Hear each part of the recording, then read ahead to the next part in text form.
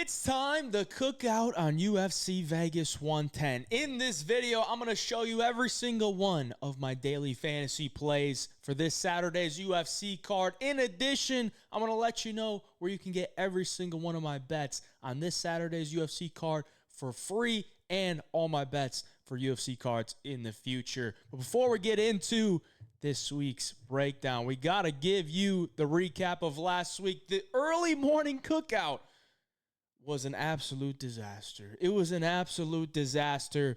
It started off with Mizuki Inoue going higher on significant strikes. And right then and there, I had a weird feeling about the rest of the card. And it turned out to be that it was one of the worst betting cards I've had. It was the worst betting card I've had in over 2 years. And it was the first time we lost all three of our two-leg entries in a very long time this year. So, not a good week overall for me. In fact, a very, very poor one. So obviously DFS did not do well. But that's okay. That's okay because we've had an amazing year in 2025. We had an amazing year in 2024. And in this game, it's a long-term game. We got to think long-term, so we can't get down on our losses. The best part about it is that this week we have an opportunity to bounce back. Here are some of the two-leg entries we've hit. We're positive 131.51 units since the beginning of 2024. So we're not even 2 years in, and we're up over 130 units on two big entries alone. We've also hit some massive payouts just like these. And in 2025, if you tailed all the long shot DFS plays that I've given out, you're up over 185 units if you put 1 unit on them, and a 226% ROI. So there's a reason people want to be tailing me on these DFS plays, and there's a reason that I make a video on it, because I provide a ton of value in this video. So it's up to you whether you want to take advantage of it or not. Let's get into the plays. We're going to start with sleeper picks. Sleeper is available in these light purple states. I use it quite often because they have great payouts. 3.1x compared to a 3x payout. Give me more money, I'll play with you. Use code HeyJive. There's a link down in the description below to get a deposit bonus up to $100. We got one play locked in this week on Sleeper. It's going to be Yadier Dava, lower than 35.5 significant strikes. He is going to be put on his back early on in this fight. I don't know if he's going to be able to survive, but even if he does, I expect him to get put on his back in round 2 and probably in round 3. Dolgarian's not a guy that wants to strike. He has insanely good wrestling, and he has very good grappling to keep you on the ground. So Delval's not going to be landing significant strikes off his back. And if he does, it might be 1, might be 2, but it's not going to be a lot. So this fight's probably going to play out on the ground. Could be an early finish. I like to lower there for Delval. Lower than 28.5 for Jeremiah Wells. Jeremiah Wells is not a high volume striker whatsoever. He's actually very low volume, and he does find himself in a lot of fights where there's a lot of grappling. And in this fight against Themba Gorimbo, Themba's also a guy that finds himself in a lot of fights where there's a lot of grappling. So there's going to be a lot of grappling. At least I'm predicting there's going to be a lot of grappling here, because that's what both guys have shown for most of their UFC career. Themba Gorimbo only absorbs 1.06 significant strikes per minute. Why? Because he's usually getting takedowns, and at range, he's much longer than a lot of these guys. And Jeremiah Wells is just not a high-volume striker. So we have upside for early finish. We have an upside for a lot of grappling. And Jeremiah Wells, he's gone under this in, I think, 4 or 5 of his 6 UFC fights. And Themba Gorimbo, only opponent that has gone over this was Takashi Sato, and he hit 30. And that was a 3-round fight where there wasn't a whole lot going on. I just don't think there's going to be a lot going on in this one. So lower than 28.5 for Jeremiah Wells. I like it there for a 3.11x payout compared to a 3x payout on the other apps. Sleeper picks, link down in the description below if you're in one of these highlighted states to sign up and get those better payouts. Now, you can also check out Better Picks. It's another app that I like to use. They've been a little bit flaky on us, lately. They haven't been putting their lines out they've been putting them out pretty late, actually. But usually when they drop, they are pretty fair. Like, they're usually not completely bumped to hell. So go check out Better Picks if you're in one of those purple states. Use code HeyJive to get that deposit bonus. And if you want all my bets this week, before we get into the rest of the DFS plays, you want all my bets this week, check out the Home of Fight Picks Premium Membership. Use code HOF for a 7-day free trial. We're positive 66.36 units on the year so far. Had a terrible week last week, but on the year, we've been very profitable. So we're trying to get back to that 100-unit mark before the end of the year. I think we can do it.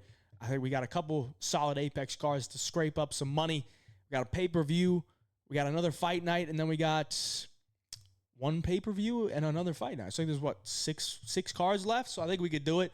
We just got to stay steady, not get ourselves overexposed on anything, and we could be making profit just like we did for 10 weeks in a row before we took an L last week at UFC 321, right? And you're also going to get the DFS plays early than if you're just watching this video. So I sent them out on October 28th, which was 2 days ago, Tuesday. And I also send out the play till lines, an explanation, and a couple alternates as well. So essentially, I'm giving you 10 DFS plays when there's 13 fights on the card, because I'll give you 2 alternates, and I'll give you 6 plays that I'm usually putting in as 2-pick entries, and then I'll put on a couple more for the 8-pick entry. But that's where you're going to get the DFS plays early. So if you want these early and don't want to wait for the video, you don't got to deal with bumps, go check that out. Link down in the description below for the Home of Fight Picks Premium Membership. Use code HOF for a 7-day free trial. Now let's get into the Underdog fantasy plays. If you're in one of these highlighted states, you're going to want to download Underdog because it is definitely the most used app that I have as far as DFS, because they put their lines out early. They do tend to bump them pretty quick, but they're the ones taking the risk, so I understand it, right? Use code HeyJive for play $5, get $100 in bonus funds. And I think it was, this one. This one was a recent Apex card where we went 5 for 5 on the 5-pick entry to 20x our money. So let's do it again on this Apex card. If you're on a TV or a laptop or whatever, you can scan the QR code here to make sure you get that downloaded if you don't have it already. Make it a little bit easier for you. Link down in the description below if you're on your phone.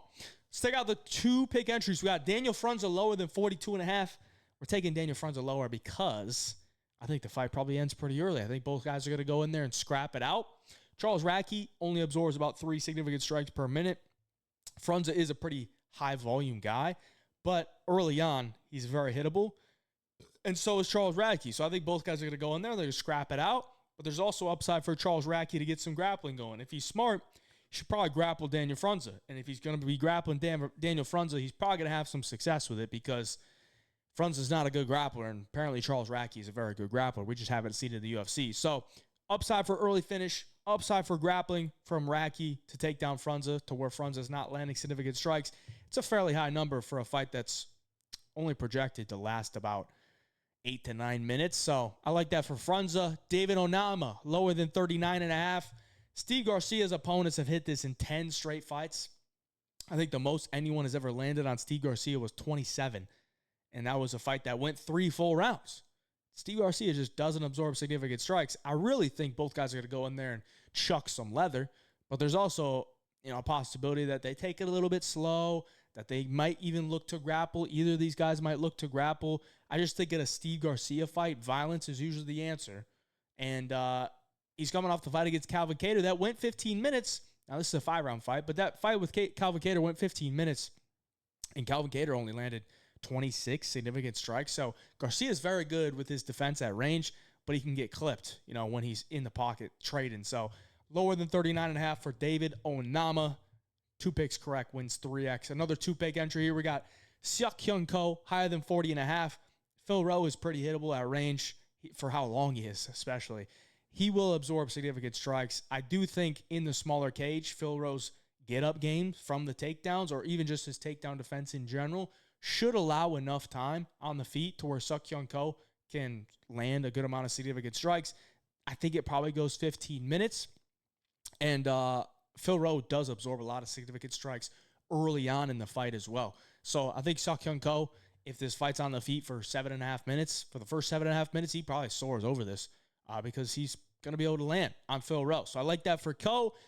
Lower than 49.5 for Timmy Kwamba. He's going up against a grappler in Chang Ho Lee. I think Chang Ho Lee could definitely get knocked out here, but I'm not sure that that's going to happen. I think it's probably going to turn out to be a Chang Ho Lee clinch and grapple fest. because that's what he likes to do.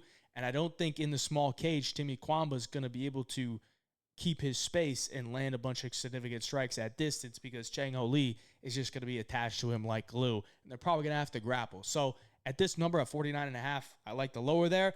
Pair those together, 2 correct wins, 3x on Underdog. Let's check out the long shots.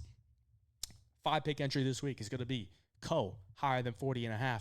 Timmy Kwamba, lower than 49.5. Yada Yada, lower than 35.5. Jeremiah Wells, lower than 28.5. And David Onama, lower than 39.5 in the main event. I went over all of those, so I like those. Those are probably my 5 most confident on the card. That's usually what I do when I make, the 5-pick entry. It's usually those are my 5 most confident. Let's take a look at the 8-pick entry. So we added in the Daniel Frunza line that we've talked about before, but then we added in a couple more. So we got 2 hires. We got Norma Dumont, higher than 46.5. I think this fight probably plays out on the feet. I don't think either girl is just going to get stuck on bottom. I also don't think in the small cage that if a girl gets a takedown, they won't be able to get back to the fence and work their way back up.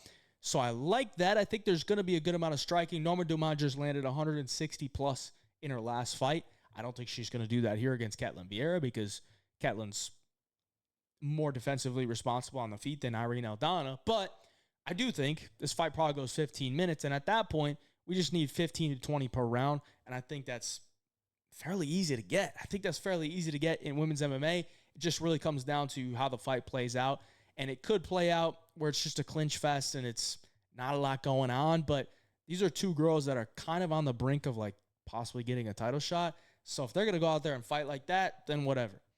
But I think they're probably going to have to go in there and put on some type of show. So give me Norma Dumont higher than 46.5 there. And then we got Dante Johnson higher than 19.5 taking on Cedric Dumas.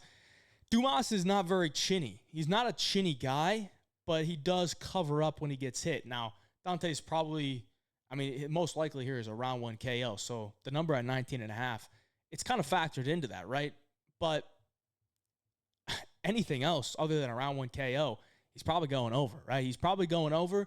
But I also think in a round 1 KO, he could also go over. So really, I think the downside with this one, taking the higher on Dante Johnson at 19.5, is if he knocks him out in the first minute of the fight, which could happen. But there's so much more upside for him not to do that, and for maybe this fight to extend, or Dante Johnson knocks him out 2 minutes in, lands 10 follow-up shots on the ground while Cedric Dumas is covering up, kind of like Michal Oleksiejczuk did. And he goes over. 19.5 is just too low. It's just too low for this fight. So I like the higher there for Dante Johnson. Those 8 picks correct. Wins 120x on Underdog. Once again, link down in the description below to sign up on Underdog if you don't have it already. If you're one of those highlighted states, use code HeyJive. Play $5, get $100 in bonus funds. And we don't have the one DFS pick for every single fight on the card because it's an Apex card. I'm probably just going to keep that with the pay-per-views, but I got to give a shout-out to the giveaway winner of the Professor Parlay t-shirt this week. It's going to be Death Punch 361.